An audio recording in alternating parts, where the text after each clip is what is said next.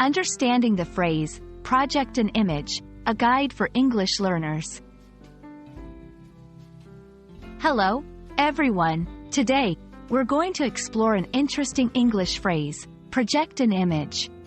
This phrase is widely used in both professional and personal contexts. By the end of this video, you'll understand not just its meaning, but also how to use it effectively in your conversations. So, let's dive in. Project an image is a figurative expression. To project here means to convey or present something, often in a way that is noticeable to others. Image, in this context, refers to a particular impression or appearance that a person or organization wishes to present to the public. When we combine these words, the phrase means to deliberately present oneself or something in a specific way to influence how others perceive it. Let's look at some examples to understand this better. 1. In personal contexts, he always projects an image of confidence, even when he's nervous. This means the person appears confident to others, regardless of his actual feelings.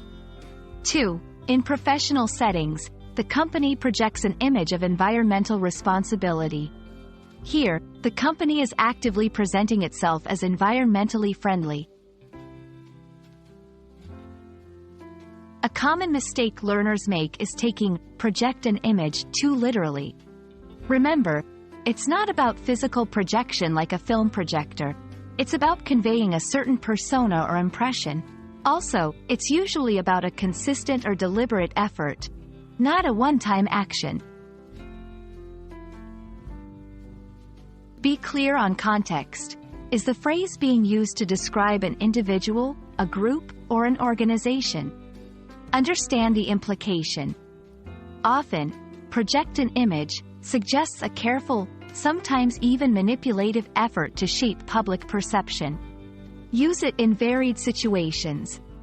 Try using the phrase in different contexts to get comfortable with its nuances. Project an image is a fascinating phrase that shows how language can capture complex ideas about perception and presentation. I hope this video has helped clarify its meaning and usage for you. Keep practicing, and you'll be using this phrase like a native speaker in no time. Thanks for watching, and see you in our next lesson.